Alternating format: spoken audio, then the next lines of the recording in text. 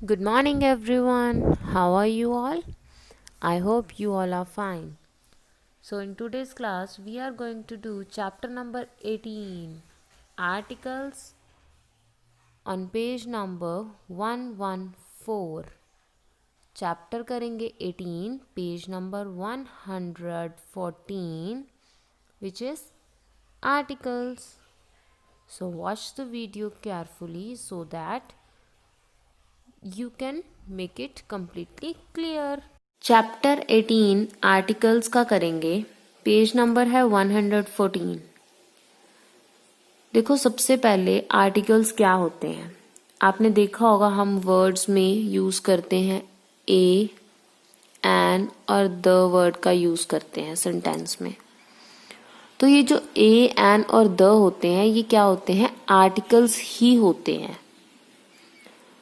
अब आर्टिकल्स जो होते हैं वो 2 टाइप्स के होते हैं. I'll explain you. देखो, जो बेसिकली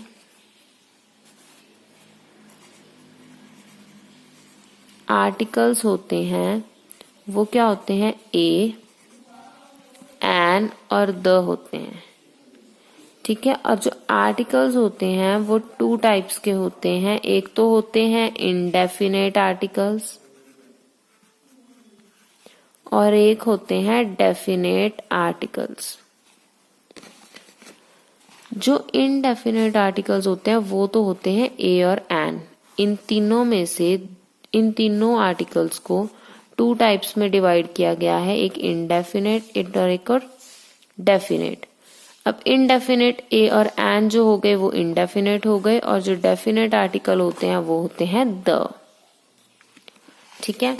तो हमने क्या पढ़ा कि 2 काइंड्स ऑफ आर्टिकल्स होते हैं, इंडेफिनेट आर्टिकल्स और डेफिनेट आर्टिकल्स.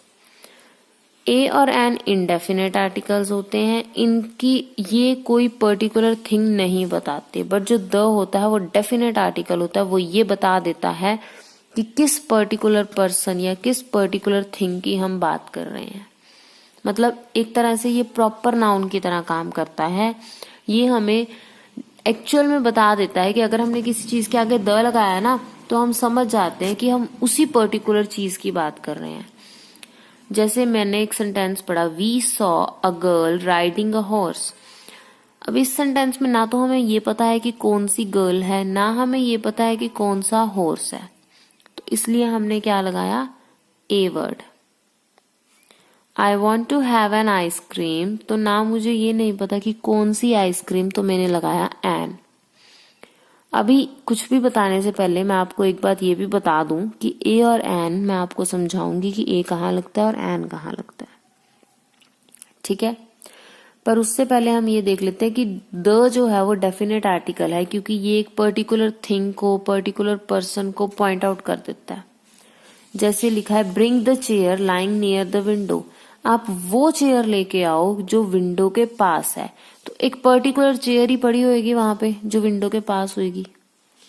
एक ही विंडो के पास एक ही चेयर पड़ी होगी ना. तो बस फिर वो चेयर ले आओ. तो हमें पता लग गया कि कौन सी चेयर लानी है और कहाँ से लानी है. तो प्रॉपर पोजीशन पता लगी, पर्टिकुलर पर्सन या पर्टिकुलर थिंग का पता लग गया. तो हमने लगा दिया द. अब मैंने एक लड़की की तरफ पॉइंट आउट किया और मैंने बोला this is the girl who stood first in a class. उस लड़की की तरफ फिंगर करके मैंने बोला कि ये वो लड़की है जो फर्स्ट आई है. तो पता लग गया कि कौन सी लड़की है. पर्टिकुलर गर्ल का पता लग गया कि जो फर्स्ट आई है, हम सिर्फ उसी की बात कर रहे हैं. तो ये हो गया द वर्ड. अब मैं आपको बता दूं कि हम इनडेफिनेट में ए कहाँ यूज करते हैं और एन कहाँ यूज करते हैं. जो ए यूज करते हैं ना वो हम कॉन्सोनेंट्स के साथ यूज करते हैं और एन यूज करते हैं हम वोवल्स के साथ. अब मैं कॉन्सोनेंट बता दूं इंग्लिश में क्या होते हैं और वोवल्स क्या होते हैं ये बता दूं. देखो, इंग्लिश अल्फाबेट में हमारे पास 26 लेटर्स हैं ए से लेके जेड तक. उसमें ना एक लेटर है ए, ई, आई, ओ और यू. और इन पांचों को छोड़ के जो 26 में से पांचों को छोड़ के 21 बचते हैं. 21 लेटर्स बचते हैं वो तो होते हैं कॉन्सोनेंट, जैसे B C D F G H J K L M N, ये क्या होते हैं? कॉन्सोनेंट्स होते हैं। और जो ये 5 होते हैं ना, ये स्पेशल प्लेस मिलती है, इनको स्पेशल ट्रीटमेंट मिलता है, ये वॉवल्स होते हैं। इनको क्या बोलते हैं? हम वॉवल्स बोलते हैं। अगर आप एक बार रिपीट करोगे ना ए ई आई ओ यू, आपको एक चीज का और पता लगेगा कि पांचों वोवल्स को बोलते टाइम आपका अपर लिप और लोअर लिप मैच नहीं होता, मतलब आपके लिप्स जो है वो एक दूसरे को टच नहीं करते। अब जो वर्ड या तो वोवल की साउंड देगा या वोवल से स्टार्ट होगा, उसके आगे लगेगा एन, जैसे एन एप्पल, एन आर, ठीक है, क्योंकि आर वैसे तो एच से स्टार्ट होता है, एच ओ यू आर होता है, पर इसकी आवाज आर से आ रही है, आ से, अ से आ रही है, ए से आ रही है, तो वो क्या हुआ? वॉवल लगेगा उसके, उसको वॉवल मान के हम उसके आगे एन लगा देंगे। और जैसे एन बैट नहीं होता, ए बैट होता है, तो इसके आगे क्या है? ये कॉन्सोनेंट है, मतलब ए ई आई ओ यू से स्टार्ट नहीं हो रहा, तो हम इसके आगे लगाएंगे ए। अब पता लगा ए और एन कहाँ कहाँ यूज होता है। ठीक है, अब आपको आज की क्लास में मैं इतना बता देती हूँ कि आर्टिकल्स क्या होते हैं। ए एन और द आर्टिकल्स होते हैं। 2 टाइप्स के आर्टिकल्स होते हैं, इनडेफिनेट और डेफिनेट आर्टिकल्स। इसमें से ए और एन इनडेफिनेट होते हैं, द जो होता है वो डेफिनेट आर्टिकल होता है, जिसमें से आपको ये बता देती हूँ कि ए कहाँ लगता है, एन कहाँ लगता है। द मैं आपको बता चुकी हूँ कहाँ यूज होता है। ठीक है, इससे ज्यादा हमारे आज की क्लास में नहीं सीखेंगे, आपको इस चीज की ही रिवीजन करनी है और आपको ये कंसेप्ट पढ़ना है सारा। आपको इसमें पता लग जाएगा कि ए कहाँ यूज होता है, एन कहाँ यूज होता है। समझ आई?